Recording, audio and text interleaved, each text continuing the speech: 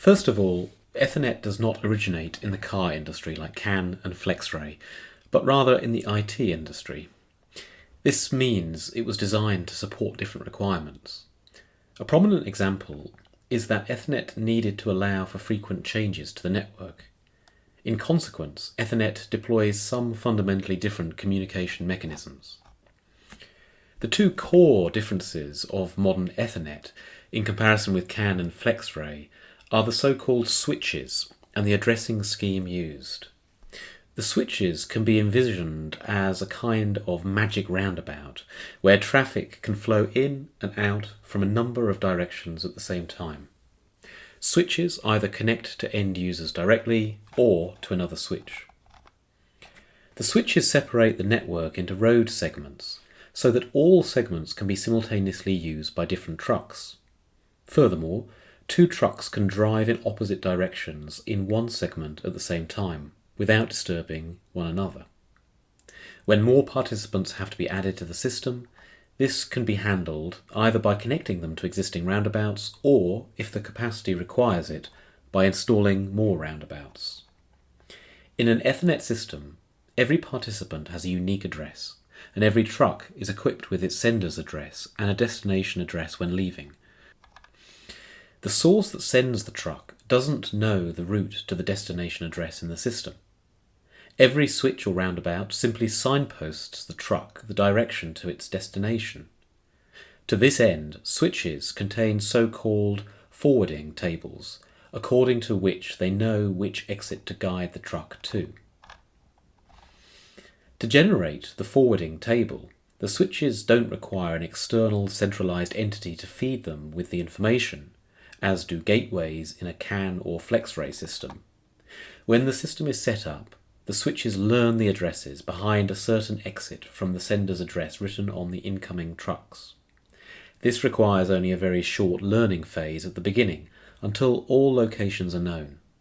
Naturally, when the system is changed, e.g. because tenants move or new houses are added, the switches learn this also by themselves. Once the system has completed its learning phase, the receiver simply absorbs all information with its address on. Because of the address, it knows that it's relevant. It's also possible to broadcast or multicast information in an Ethernet system. Ethernet reserves special addresses that all switches can identify. In case a truck drives into a roundabout with a broadcast address, the truck is simply duplicated to all exits. When it has a multicast address, it's duplicated to all exits which lead to other members of the multicast group.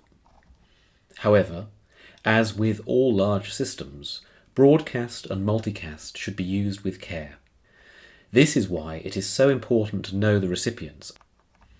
Not only are the switches mostly self-learning in an Ethernet system, the senders also learn the addresses of the recipients interested in the information an Ethernet participant has to share. For this, the sender can announce or broadcast which informational services they have to offer at the beginning of the system's operation. Interested recipients respond to this message with their address, specifying that and how they would like to receive the content.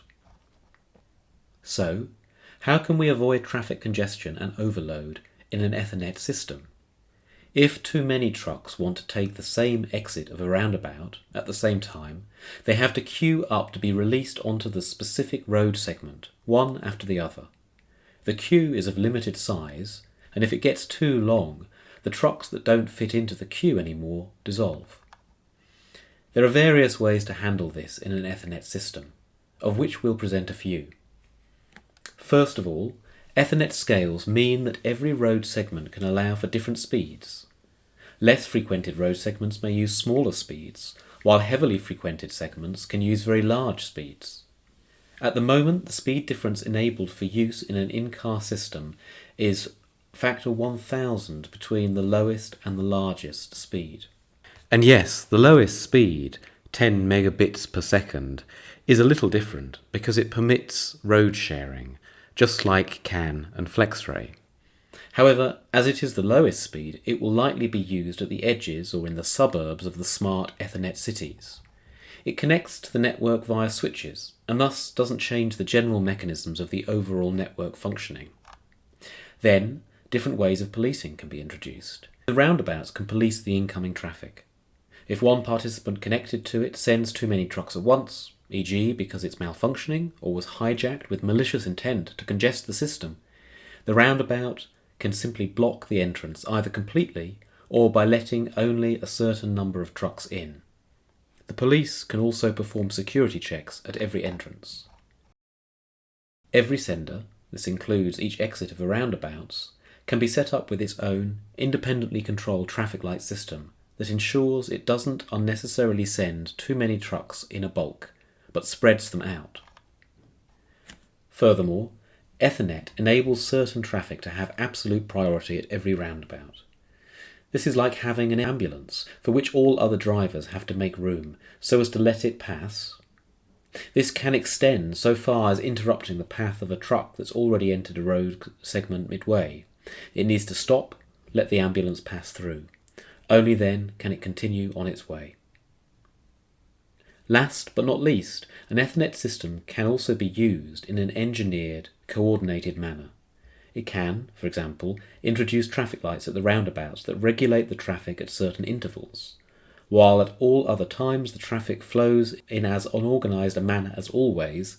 At the traffic light intervals, only certain high-priority trucks get a green light all the way. All other trucks have to wait.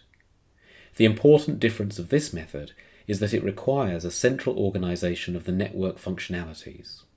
All roundabouts and prioritized senders would need to coordinate their schedule, as in FlexRay. So, if Ethernet is that capable, why isn't it used for the complete network inside the car today? Well, how quickly can you build a smart city and convert single-lane country roads into highways?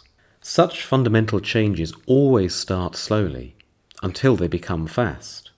While until recently self-learning capabilities and flexibility were not essential for the communication in cars, this is changing right now, and Ethernet supports both.